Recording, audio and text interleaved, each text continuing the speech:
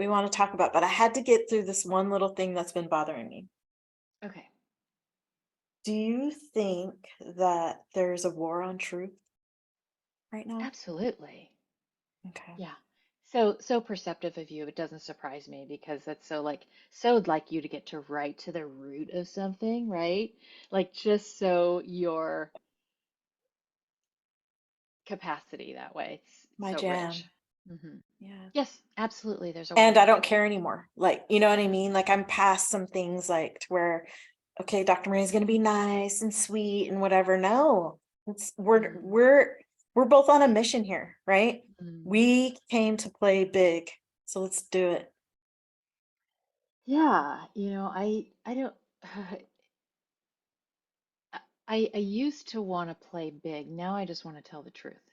Yeah. And I think that's actually where the opening is, right? And then that's where expansion can live. And that's what I'm most excited about. And I'm really grateful to you and so many others that are also really feeling into this frequency that wants to come through. And I absolutely agree with you. There's been a war on truth since the beginning of time. It's since the biblical times. And you know, that I can dive off into that whole thing, but I won't. So I'll let you guide us because I want to be efficient and effective and honor the space as well.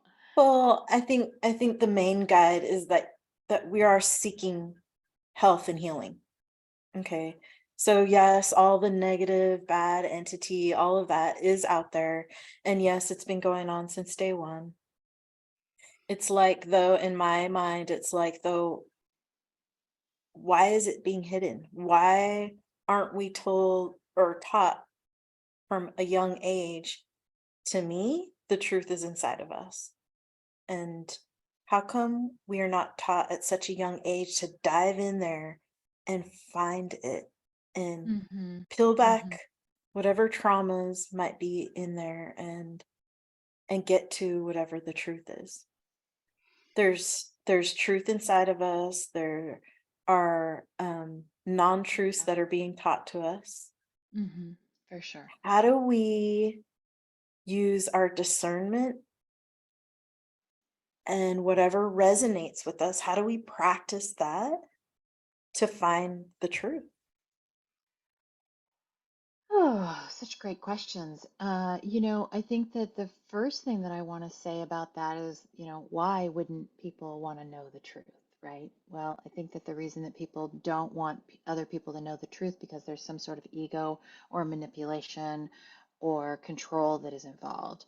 Very often when we start telling the truth, like within our own healthcare system, that the answers are all inside of us, or you don't need pharmaceuticals, or all of the medicine that we have is on, right here available to us in our garden or in our own inner knowing is that doesn't create a codependency on a system that keeps us enslaved. And that's a lot about why I teach what I teach, which is you know the feminine tells the truth. And so as a teacher and an advocate in and around the feminine, my own story is I have been in denial of my own feminine. I have been in denial of what that looks like to embrace the darkness because the dark isn't necessarily bad. It's actually where we heal and create. The thing that we've been told, though, is to sing that pretty, pretty praise song and put on that good girl face and make everybody else happy. But by all means, let's not make anybody uncomfortable because if we make people uncomfortable, then maybe the truth will come out. Ooh, the truth, scary, and then definitely some part of that means that you are taking responsibility for self and self-realization, and oh my gosh, God forbid, heaven forbid, aliens forbid that we actually take responsibility for our own actions Yeah. in our healthcare, in our relationships, in our business Oh, yeah. transactions, everything. Oh yeah, like taking responsibility would mean that there's not a big giant sky daddy out there that's going to come and swoop in and take care of us, aka government or our companies or someone to come along and save us. That we would actually have to be sovereign, and that we actually are sovereign and free beings. And so, therefore, that would kind of mess up that whole system, right? Yes, yes. Yeah. So definitely this kind of talk is could be potentially threatening. And Mm. don't worry, I'm back up on Rumble. But but I really want to focus on how we can get to this point of healing, right? So there are traumas all around us, whether it be, from childhood or, current moment that you're in. How do we use truth to heal ourselves? Yeah. So first, I think that we have to be willing to actually look at where the disconnection is, right? And Mhm. if we're afraid of that, or the conditioning that tells us it's not okay to look at truth or to tell the truth. And that I think is where the origin really is that we have to be willing to go to the origin of the point of pain or dis-ease or dis-ease and then excavate from there, right? The way that our current system is set up is that we don't go to the origin. We are like, oh, you're having anxiety, here's a pill. Oh, you're having, depression, here's a pill. Oh, like you're having, like, for example, I actually have this hip and this back situation going on right now where I had been on vacation and um, I overdid it. And the first thing they want to give me is muscle relaxers and, you know, tell me to go get an MRI. I'm like, can you tell me how to fix this? Like, I'm pretty sure that this is, brought on by, a one-time incident, right? This isn't something that's been getting progressive, but there's an origin of which that my body is actually saying, hello, pay attention, you know, and we're not taught to pay attention to what the origin is. We're taught to just placate the symptom and not heal it. Yeah, that's easier. It's more comfortable. You don't face maybe root causes, right? Because in chiropractic care, you guys know I'm a chiropractor, you know, subluxation comes from emotional trauma to the body, chemical trauma to the body, and physical trauma to the body. And what I always share with my patients is it's usually never just one of those things. Right. We're usually dealing with all of the above. So Yeah. if Yeah, and if there's another agenda here going on is that the agenda is get people back to work and numbed up as quickly as possible because like that's we all have to be productive. Why do we have to be productive and why does it have to be so speedy and why is there an impatience around this? Who's winning at this particular game? Or we tell ourselves those stories.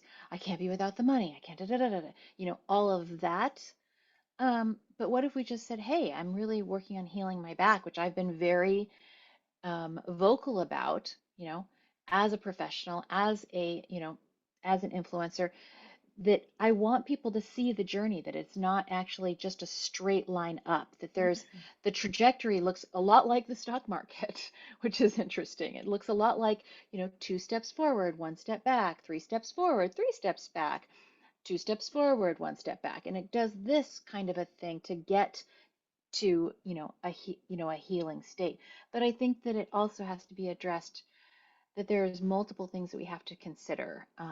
One, the disconnection from our heart, right? The disconnection from our sensuality and our sexuality, our body, and then also perhaps a disconnection from our head. So heart, head, what I would say heart, head, pussy is like for women. Yeah, I just said it, so it's cool. yeah, No one's gonna die. Um, no, we'll be but fine. yeah, the alignment is really important. And when there's a misalignment, like if I'm all head, I'm not connecting with my truth. If I'm all sex, I'm not connecting with the logic or again my truth. If I'm all heart, I may not be filtering in like logic or mind with the deep body's knowing of what she needs. And so I think that that alignment has to be integrated, and we're not taught because, I mean, we can go there, right? Like, we can go there. We're not taught. We're taught that, like, our sexuality is naughty, like, bad, like, Mm. don't do that, like, don't talk about that, right? It's also truth and life force. Well, also, you're talking about alignment. If alignment isn't there because a person is always looking for something outside of themselves or something to soothe them that is outside of them, Yeah, it's a how convenient can, system because yeah, then we become dependent or on something escape. outside of ourselves. Yeah. Yeah, we, it, and again, I think that is an agenda that is Well, it's just like the pill, basically. It's just this easy slippery. fix. Yeah, slippery Yeah, slope. Yeah. slippery. It's slippery to be dependent on something that is outside of ourselves and convenient at the same time. I can very much see why people would get addicted to painkillers or opioids, given the pain, right? And I have a lot of compassion for that. But Yeah. it can be anything. It can be, are we addicted to shopping? Are we addicted to overworking? Are we addicted to just distracting Scrolling. ourselves? Scrolling. Scrolling. hmm I find if I find myself scrolling, I'm like, you are looking for connection, babe. Like you are deeply looking for connection. This is a counterfeit source of connection, Yes. right? This is not real connection. Real Mhm. connection is heart to heart. Is and again, I really believe that real connection, which I think we're moving out of since this whole COVID fiasco, is a reunion of people being with each other again. Which I love. And I know, sorry, we're having to do this over Zoom. It's a great way to get information out. Definitely, hopefully in the future, we will be in person doing more podcasts that way. I cannot wait. Um, I also so, think that there's like anything, right? There is benefit. Like, let's say you get into a car accident and your arm is broken. Like I think there's benefit to to emergency situations or different aspects. I just think that there's a dysfunction that is going on right now. And like technology, I mean, we're probably meeting people all the way across the country in different parts of the world or in different parts of the world right now, which we wouldn't be doing. So there is beautiful parts, right? oh yeah, it's technology is not bad for sure. Not Um, always bad, but I yeah. think the overuse or the dependency, that's why AI is so slippery. Yeah, definitely. Yeah. Let's kind of take a step back because I know I kind of just swooshed right on in. We started talking about truth and health. Um, you and I both, well, I like to say we all are doing energy work. I don't care what your profession is. We're all doing energy work, just being there, just existing, right? So let's take a step back and go, I want to know what you do to help people. Your what's your mission on this planet? Mm, the energy that I serve is truth. And so that's why when you asked me about this podcast, like what do I want to talk about? I want to talk about truth. And basically the container, right? The system by which people come to me is they're looking for personal or professional development work. Okay. They want to be more successful. They want to know why their life isn't working. Many times they've checked all the boxes. They've become a doctor. A lot of the clients I work with are therapists or doctors, very high level, really intelligent people. And they get to maybe, 40 years old and they're wondering, why am I not happy? Why is it not what I thought it was going to be? I did all the things I was supposed to do, right? Yes. Yeah. And, we're sold that go to college, check the boxes, do the right thing, say the right thing, wear the right clothes, you know, it, and very often there's this deep emptiness that happens. And, I can say from my own experience at 40 years old, I had a company that was working for celebrities and um, I worked for the Vice President of the United States. I worked for the Duchess of York. It was really everything that I thought that I wanted. I had the house with the really great barn and the healthy children and the dog and the cat and the pony and the housekeeper and the nanny. And then I'm sitting on my front porch, after work, freaking exhausted and wondering, why am I not satisfied? Right? And Yeah. so what I do is I help people remember what their truth is. funny, I do the same thing in a different way, right? Yeah. So we help people, I help remind people of their innate intelligence. And that's what that sounds like to me that you're doing as well. Um, And when you so haven't been programmed, when you've been programmed to believe that you don't have innate inner knowing or a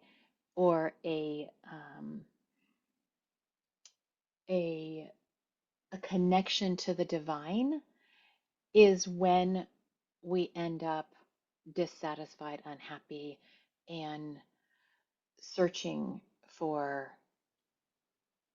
something that we perceive as not actually there. well, the something that we're searching for is the divine. We just don't know if we're not Mhm. looking for that. So yeah.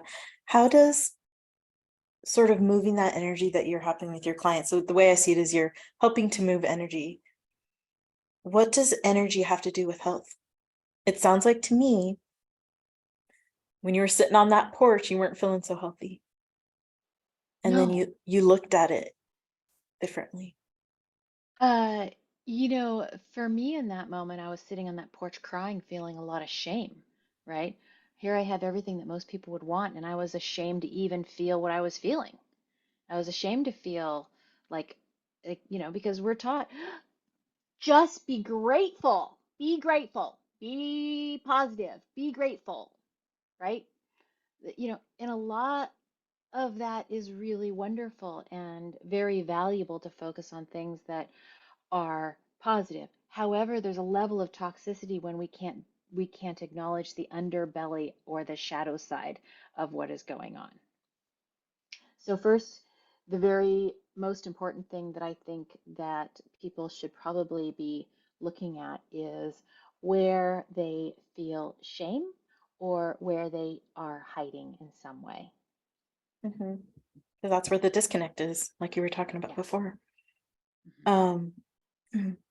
I know definitely we're gonna talk a little bit more about the stuff that you've got going on right now. I definitely want to get to that, but let's first dive a little bit more into And so I want to just answer your question yeah, really go ahead. succinctly Yep, for people about what does energy have to do with health or how does yep. energy serve truth? Everything is energy. Everything is energetic. The way we do anything is the way we do everything, right? And so, um, for example, if I am putting on a false front or a false pretense, right? That is actually saying to the universe, who I am is not okay.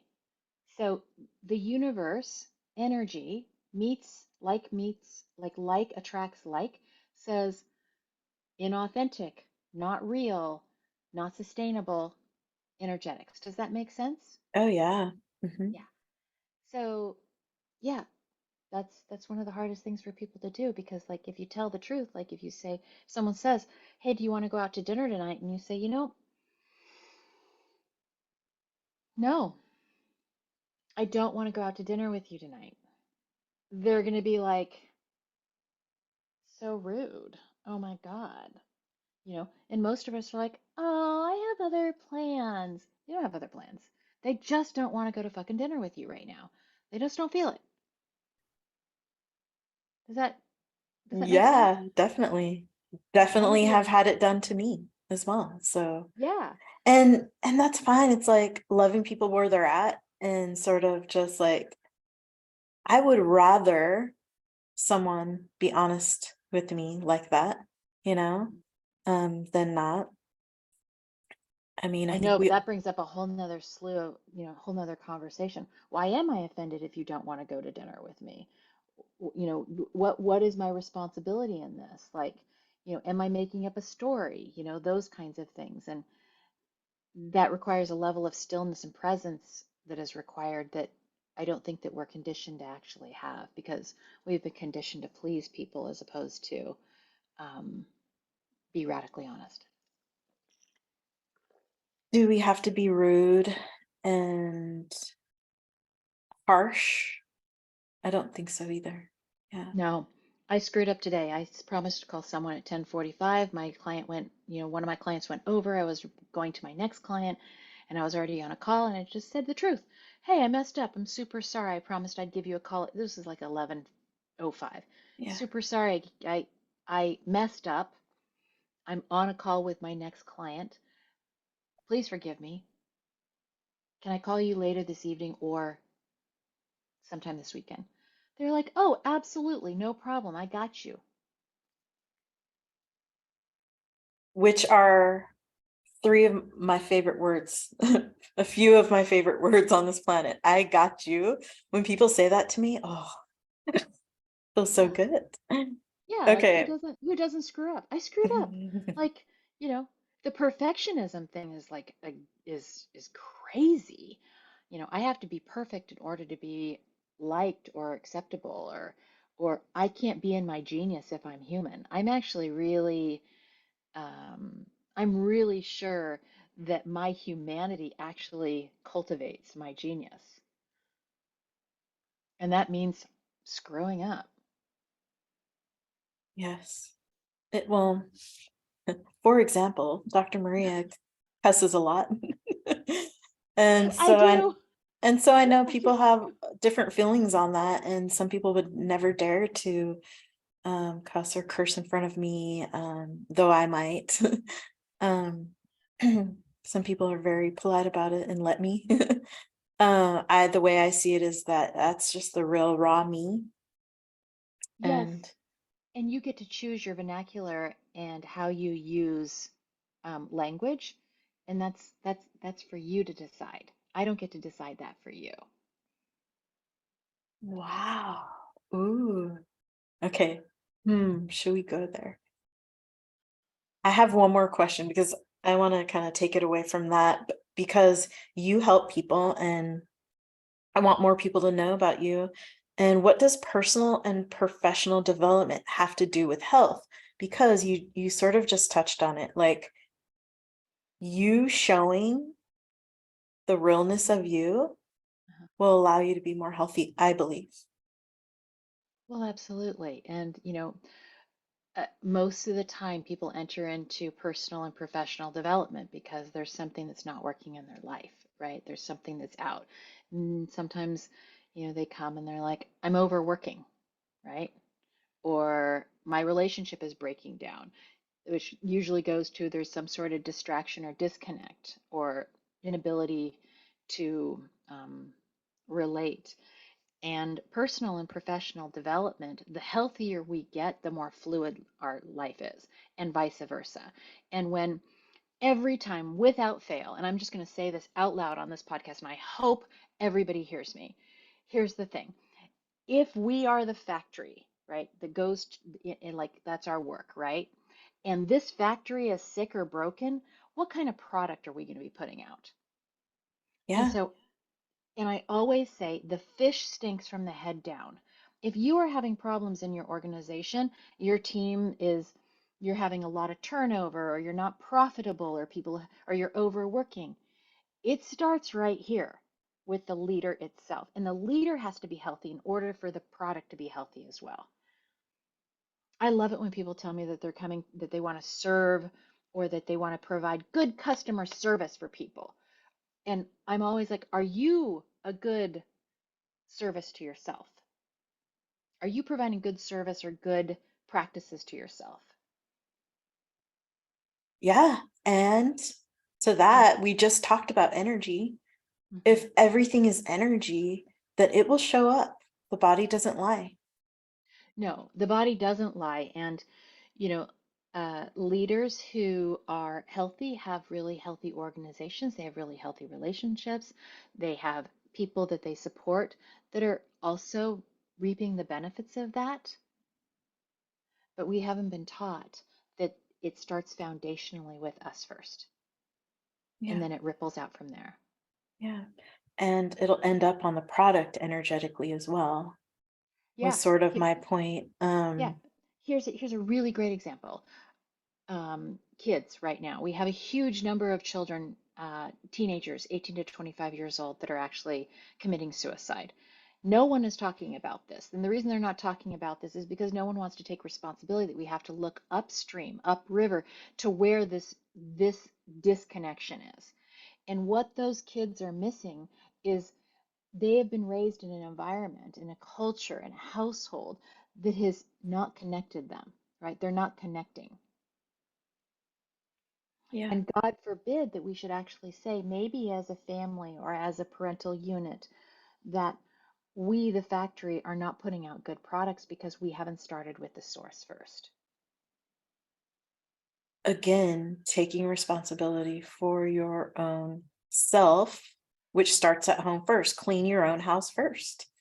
Yeah, exactly. And a lot of compassion and a lot of empathy, but our system is not set up for people to be healthy. So I'm a huge advocate as a corporate consultant. I am not a huge advocate for people being like enslaved to a job or working in a position or a role that is not a good fit, right? So why are we trying to force people into positions that aren't conducive to who they are? You're Well, trying to fit square pegs into round holes. No one's served by that. Someone's going to suffer. Something's going to suffer, yeah.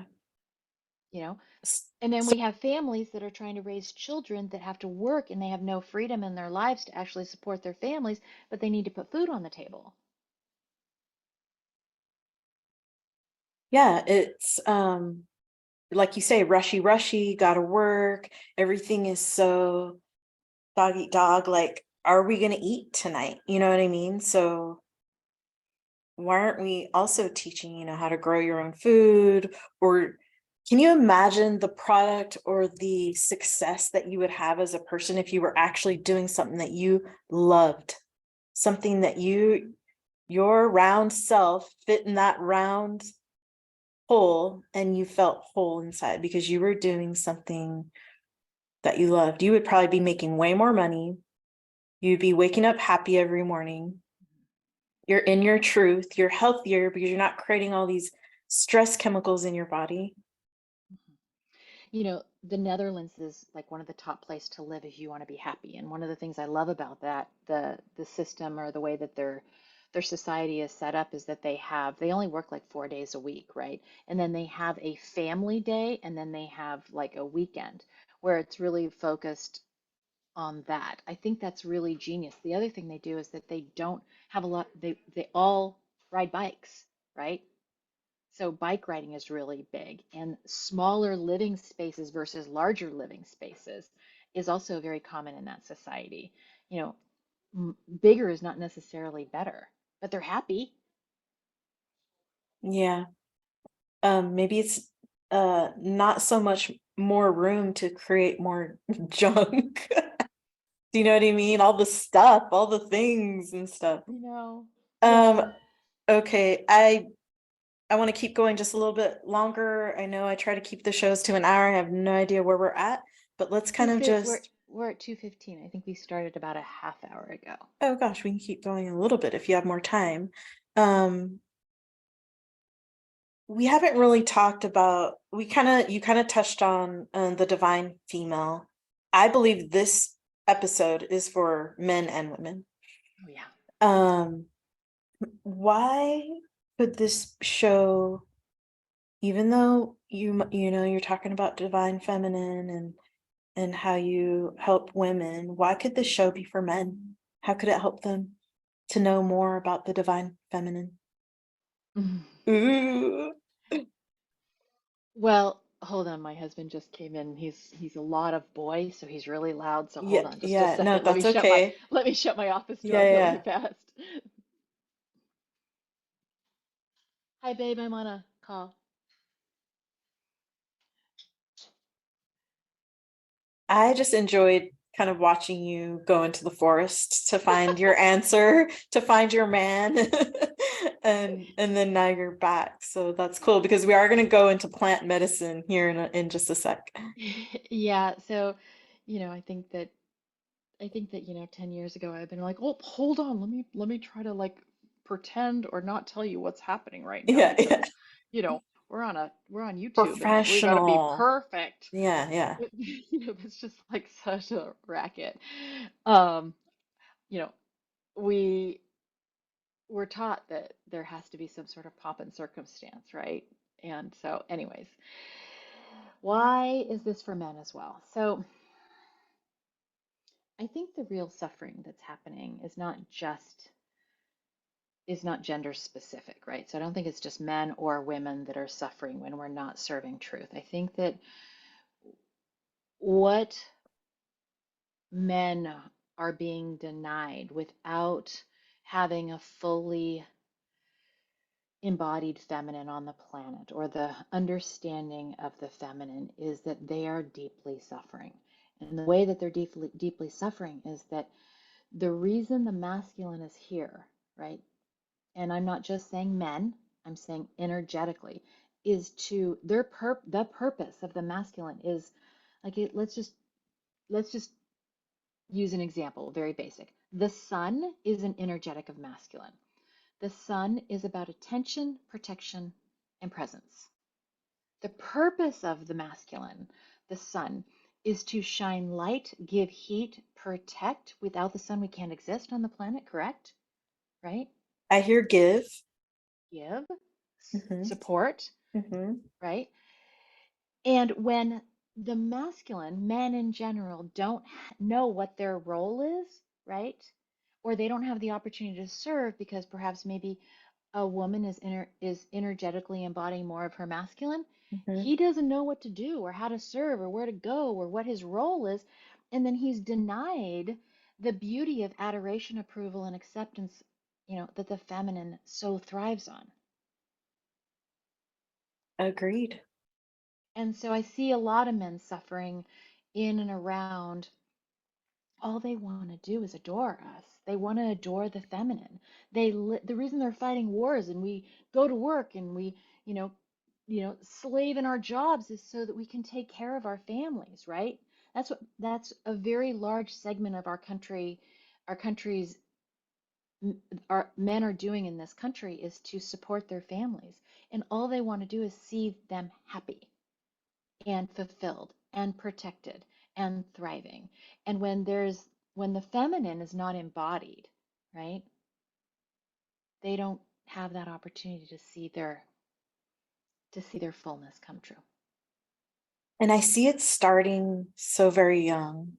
So the mom could actually be taking on some sort of energy that's their feminine isn't embodied.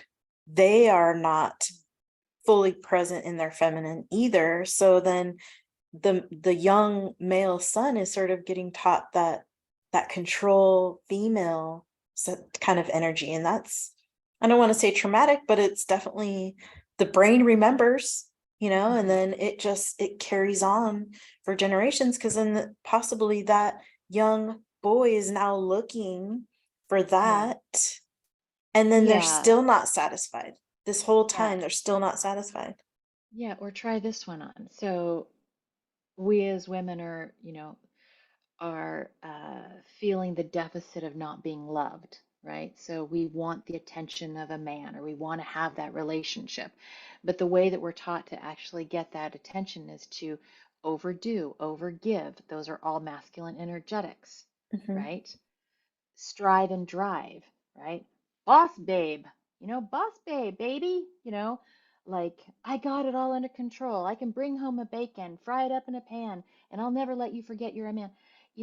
All of that is a masculine energetic. And I know because I did it, so I'm an expert on it. Yeah. Yeah. And as a woman, I feel like I'm all woman. I don't want to be wearing that down there. I am Mhm. all woman. I want to be a woman. I want to be soft. I want to be protected and provided for. Yes, I am um a businesswoman, so I get to kind of wear that hat a little bit, and that's fun. Luckily for me, and I've said this before, is I get to nurture people in my job because it just so happens to be that way. There are women that don't get that. They're in those really harsh bottom line, deadline, you know. And I don't fault women or judge them for their ambition. We can No. we can Yeah. absolutely have that. And what I really encourage women to do is understand that they don't have to be a bright, shiny, sunny day all the time. There is an aspect of the feminine that is also a volcano, right? I mean, we are very, very powerful, but understand who you are and what you come with. Get into the truth of who you are. Understand your divinity. Understand your power. Understand your shadow, your dark side, and fully approve of all of it and don't deny it. Yeah, definitely. And there are aspects to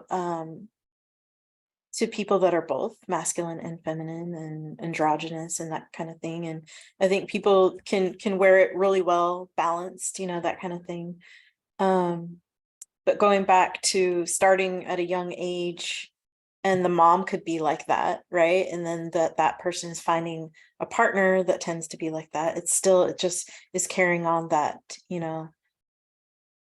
masculine energy. And I don't know, I think that And I don't think masculine energy is toxic. I think there are toxic humans, but I don't think masculine is toxic. So I get agreed. a little bit weirded out when people are like, "Oh, that's toxic masculinity." Um, that's masculine energy is not toxic. There are toxic men and there are toxic women, and masculine is not necessarily toxic. Now, the energetic of control, um, constraint, uh, it or too tight of a container can is not sustainable for Mhm. sure, right? It's like having a plant in a pot and then it grows to a certain point and the pot's like this big and it's the plant's not going to get any bigger. It's not going to thrive, right? Well, it's just not giving the man the opportunity to be a man, period. If the woman is being controlling, trying to take over, and having that masculine force all the time, and then he's just not doesn't know what to do with that. So hopefully, The intersect of both is what we're after. It's the mhm, integration of both the masculine and the feminine, first within ourselves, um, for a healthy body, right? Healthy body, mind, spirit, everything is the integration of both energetics in each individual. And then as partners or as in relationships is how do we integrate, you know, together that way? yeah, Yeah, totally. that's what produces the fruit. That's what produces life. That's what's life-giving in any situation. It's the law of the universe. Yeah, it's definitely where we can start creating, and I love that Yeah, idea of creating together. yeah, for sure. I agree Hmm. with you 100%. It's also the way that we actually can heal our bodies is the integration of both. One of the things that's going on to bring this back to my back, as you know, because you're my chiropractor and my friend, is is what I'm being taught, right, with my back right now is something that is up for review. Is I probably have not been supporting my back enough. And the way that I'm healing my back right now is not with a quick fix, it's a very steady container, which is masculine, as well as integrating the emotional part, which is also feminine, right? The flow is to deeply tuning into to what is enough and what is too much and Yeah, finding that balance, right? And I don't like it. I don't like it at all. Right? I know Because you don't. I'm like a quick fix. I want to fix it. I want to fix it now. But Yes. honestly, that's the lesson that I'm being taught with this particular injury is how do we find the middle road? How do we find the intersect of the masculine and feminine energetics? That polarity is life-giving. That's where healing is. Yeah, I mean, and I have to, it's so funny because I know who my women are that come in. I don't want to say type A, but just the heavy hitters, the hard chargers. I know who they are, and I'm always saying, hey, more isn't always better. More of the hot pack isn't always better. More of the stretching isn't always better. So when you're healing, let's Yeah. give your body a chance. Okay, so why do you teach Well, I want to ask, why do you teach around feminine and how does that connect to wellness? But I also love the idea of, why do you think it's so important to do a sister network that you call a sister network? Oh gosh. That's a really good question. So, um, in I used to be in business with my husband. We used to own a construction company, and one of the things that happens at joints is that in the corner you can have like a joint, right, or a beam, and the way that that beam actually becomes stronger is they call it sistering because you support the beam with two other posts, and that is what makes that structure so incredibly strong, right?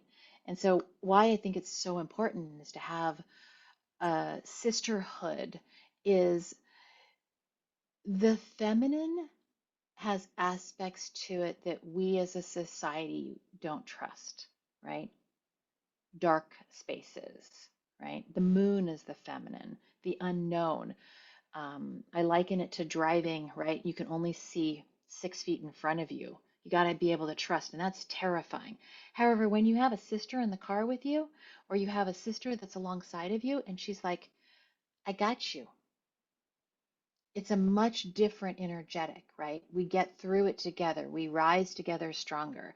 Um, and so I think it's really important to have a network of women in our life that are not trying to fix the problem, but just alongside of us saying, I see you, I got you got this. Everything you're feeling is valid. None of it is to be ashamed about. And um, to hold us in those times that we need to be held and not fix it, but to just bear witness to it. um, Again, healing and grieving, for example, in many countries, like many countries, one of the practices is that people take to the streets and they wail with grief for the loss of their loved ones, as they should. It's a very deep part of healing is to be witnessed. It's crazy And because, oh, go ahead. yeah, and women witnessing other women in their rupture, in their rising, in their birthing, in their full expression, right? Just takes all of us higher. Yeah, I mean, we know a lot of native cultures that will Uh-huh. tend to do that. The women, come together and they do their work together. Yeah. You know, I think that we can put a lot on our partners, right? I know that I used to do this, like, he can't be everything to me, Mhm. but I will tell you, men do relationship with other men. Um, I think they do it a little bit better than us, honestly. Like they can go fist to cuffs and have a fight, and the next day they're best friends. I Yeah, I mean, always thought that was, you have a fight with a woman, man, and she will very often be looking over her shoulder and hunting your ass down for the rest of your known life. So, you know, you don't, it's a different deal. It's like uh men are really good at like supporting each other and not judging each other in that way. And, I think it goes back to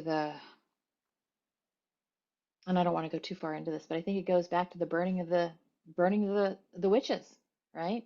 You know, family members threw other family members under the bus just so they could save their own asses.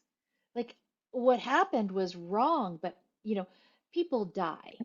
I just think the biggest travesty was that other women didn't link arms and say, if you can do this to one of us, you can do this to all of us. And the other thing is like, who is going to be on the planet if this happened to all of us? Like, seriously, no one's going to be here without us birthing babies. and that is the whole point, right now, especially with what we just went through the last few years, I feel so blessed being an identical twin Hmm. in that I have had that most of my life. I have had the sister to the side of me, to the sister, watching me wail and go through my griefs and been there for me and in our griefs together. And um, Validated your grief. yeah, and it's just like it was like, we were in the womb together. We feed off of each other, to the woman that doesn't have that, to the woman that may not even have sisters to look towards. I love the groups that you've created and these sisterhoods and Central Empire, all these kind of ways for people to connect for women to connect. Do you want to tell us a little bit more about that? Yeah, the service and the offering that I provide very often is the container. It's the space where people can come together, where there's a system or a network that we are supporting each other. One of the things that I really can feel right now, and I feel a lot of truth on this, is that what happened with this whole thing, whatever that was, is that a lot of people lost a lot of friends, right? Either different Hmm. opinions, whatever. I mean, I can honestly say that in my own family, like someone doesn't talk to me anymore because they saw me on Facebook not wearing a mask with my mother, and they thought that was negligent and absolutely criminal that I wouldn't wear a mask with my mom, who is 80 something years old, who deeply needed to see my face and was isolated alone. And yeah, I'm gonna hug her and be with her. Yeah. I likewise, I have lost people, I've lost friends, And close. while I understand their rage and their fear, um, be very, very careful what happens with people who are really intelligent who get scared, because it causes, again, a disconnection and a misalignment, right? Really, really smart people getting scared is exactly what just happened. So we'll leave that there. Going back, what I do and what I create is containers for women to come together to be seen, witnessed, validated, connected, for them to see the reflection and the truth of who they are within this space. And what happens with women who are, maybe some women are looking for abundance, or they're looking for networking, or they're looking for friendship, is that when they can see themselves in other women, game over. I know that this has happened for me, and I didn't even know that I needed it. And it wasn't until I actually got into containers with other women where I could see myself, where uh, was when I truly started to become the fullness and the truth of who I am. Yeah. So that's what I do. And that's great. I love what you do. And I've always told you this, and I've said it a few different times. I don't know if it'll come out differently right now, but when I refer someone to you or I refer a woman to you, the first people that I like come to mind, or the first people that I want to even hear all this, are literally the females that are down on women, down on men, um, emasculating, Mhm. taking power away from men by their behavior towards them or their outward distaste and dislike on social media. Yeah. Um, and I They're, want to acknowledge them that they may have reasons for that, and that's I completely understand that. But it's like we are all not going to get better until we start here first. And I'm a woman, so I'm going to start with my womanhood, and then the men are going to get better. The choices are going to get better of men picking women, it's all going to get better if we get better. yeah. And, very often what happens is in these containers, in these reflections, right, of other women, we can really see where we're not taking personal responsibility for our own bullshit, right? So there's a win. I am not drawn to containers of women where women are sitting around gossiping or being victimized by their life. A lot of women feel safe in that. And I think that the reason they feel safe in those containers is because it keeps them stagnant, right? They can continue to run the same story. He did this to me. Hmm. Baby girl, here's the thing. You willingly participated in part of that. What part of that was yours? Yeah, And agreed. yeah, and you know, in high school, I remember, this is kind of the some of the stuff that happens like with Mean Girls, right? In high school. Hmm. And that's very foundational. Is like, I remember this guy named Rob asking me to homecoming, and I barely knew him, and I was super excited because I'd never been asked to homecoming. And someone keyed my car in my circle of girlfriends because another girl liked this guy, and I didn't even know it, right? That's the kind of crap that chicks do. Instead of like being excited, well, he asked you, right? That's cool. Like, I'm happy for you. Or, gosh, I'm really sad because I really liked him. or I really like him. Like, like that's the disconnect. Like we're in some sort of competition with each other, right? Yeah, like it Or was your fault. yeah. Or like even at work, oh, well, did you see her shoes? What the heck? Like why are we doing this? Why are we what I always say if there's a woman that's pissing you off, man, she is a teacher and a mirror and possibly a projection. Ooh, yeah. So yeah, competition of resources definitely is Yeah. been one that stands out. And I will say that in this work, I am a huge trigger for women because I am speaking truth about what the innate power of the feminine is. And man, oh man, you want to see women get pissed off when I start telling them that they are the ocean. That just annoys them. I mean, imagine embracing that. That would actually mean taking responsibility for your power, right? Oh yeah, and the mean girl thing doesn't end at 17, 14, 15, 16, 17, whatever. I have seen it all the way to 50 and the person is older, Oh, and I see it in the older Christian women the most. How dare you talk about sexuality? How dare you talk about the flesh? How dare I remind them that they are hot and juicy and still very much able to be a full expression and to feel themselves? How dare I? yeah, how dare them, you know? It's a denial of self, and that's all it is. Yeah, That's and that's the bottom line. yeah, so much I could talk about here. Okay, let's kind of pivot just a little bit because I know there's things within your container that kind of get brought out and talked about. And one of them is you're a huge proponent of plant medicine. You've got this big, huge green plants behind you. It just reminded me to kind Mhm. of bring that up. And I sort of wanted to know why. Yeah, What, I just found myself getting emotional. Like, gosh, the okay. the the power of plants and the disconnection of nature, I think that for us humans is probably one of the biggest things that's keeping us from being well. And I am a big proponent of plant medicine. And uh, I want to say that plant medicine quite possibly has saved my life in many ways. And the the energetics of that kind of life force is unmatched. And we have been told and that plant medicine is bad. We have been told that psychedelics are bad. We've been told that mushrooms are bad. We've been told that cannabis is bad. And yet, fast forward, we're finally seeing the statistics and the studies around cannabis and psychedelics that are actually healing so many of our veterans, right?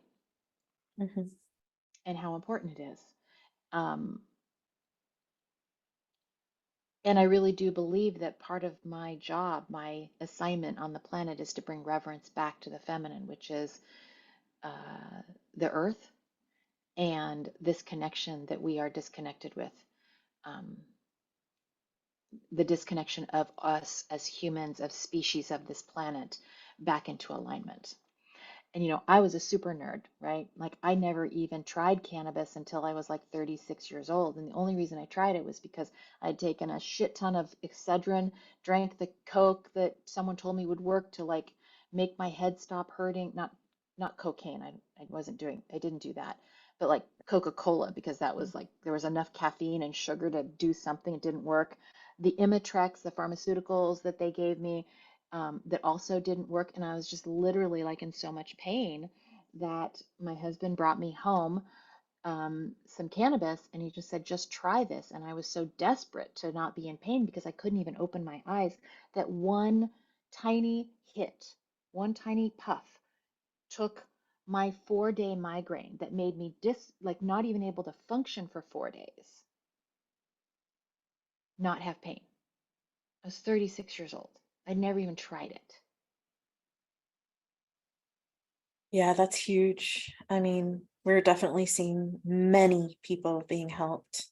Hmm. Um, Or people who are addicted to opioids.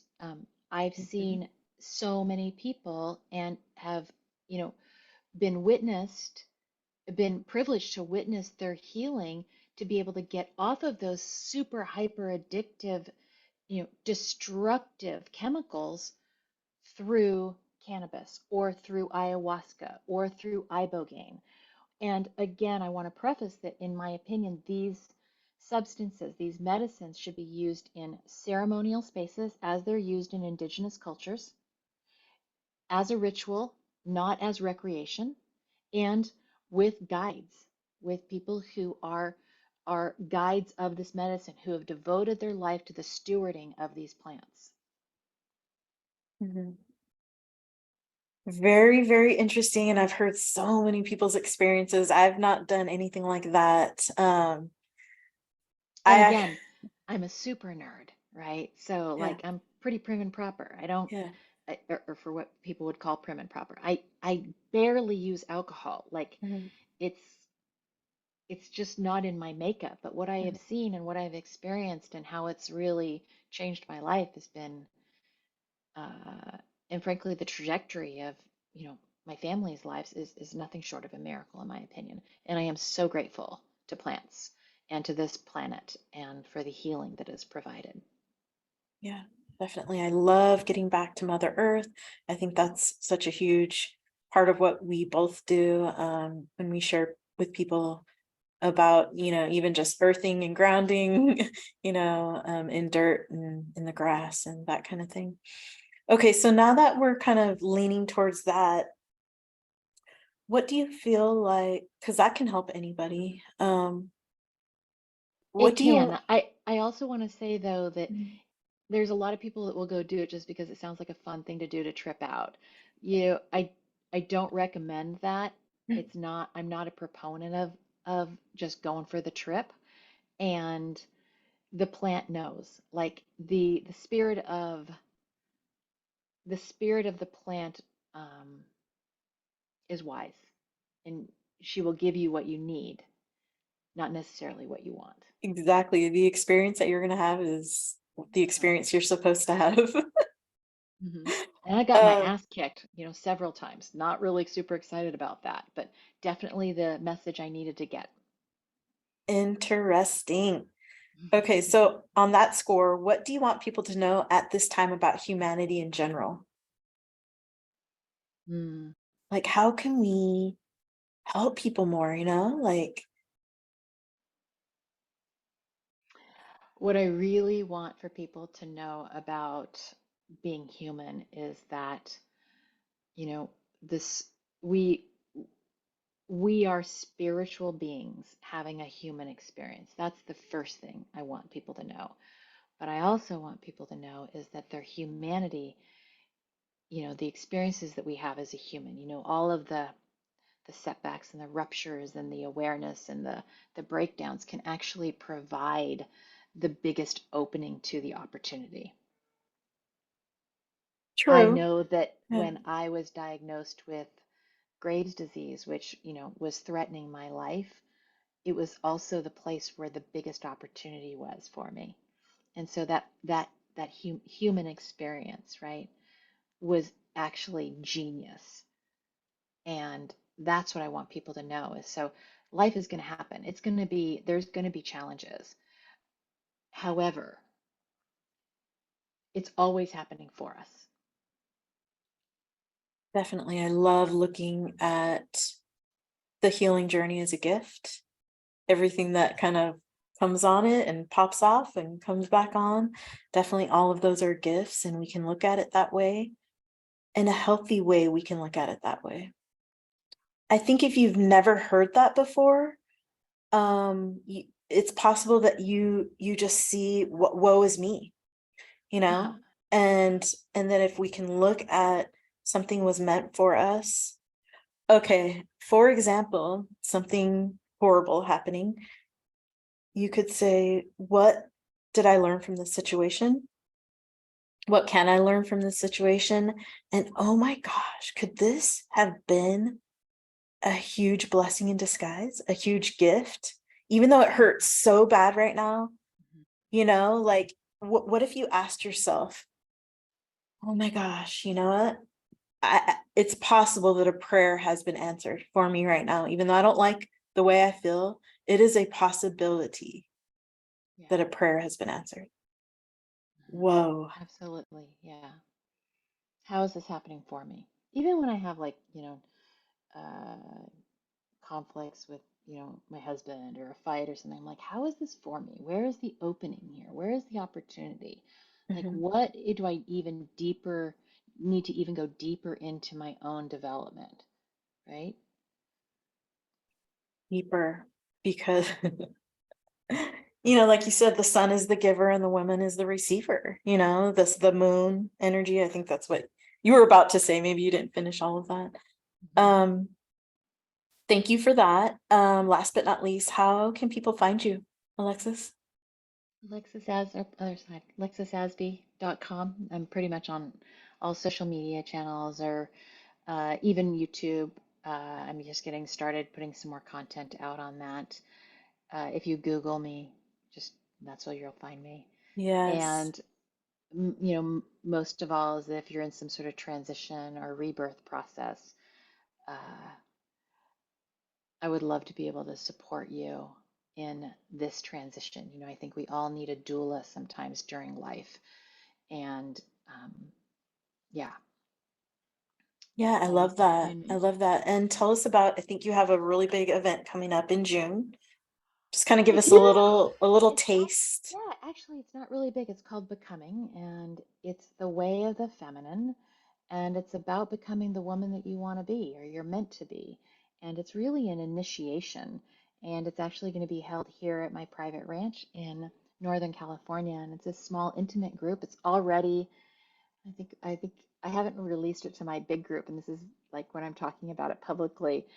I think it's 75% full already, which I'm super excited about. If you feel led, if you have desire, like if something wells up in you and you say, gosh, I really want to do something like this is an initiation into what your woman wants, right? Like if you just think about that, what does your woman want? Not what should you do, not what the world wants from you, but what does your woman deeply long for and crave? I love it. If you're a man watching the show, a husband, a boyfriend, and you see this, don't maybe just go out and purchase something like that for your, thinking it might be good for them. I think what you could do is have them set up a consult with Alexis or just have them watch the show. It could be something for them. Alexis Asbe, thank you so much for coming on to How We Heal with Dr. Maria. You shared some amazing and wonderful things with us today, and I want to thank you. Yeah, I want to say one last thing. If there's any interest in Yeah. plant medicine, one of the facilities that I highly recommend is called New Life Ayahuasca. These are dear, incredible stewards of the medicine. They are all about the medicine, and it would be a really great place for people to start looking into. They've thousands of reviews on Google. So again, it's New Life Ayahuasca in Costa Rica. That would be a great place for people to start.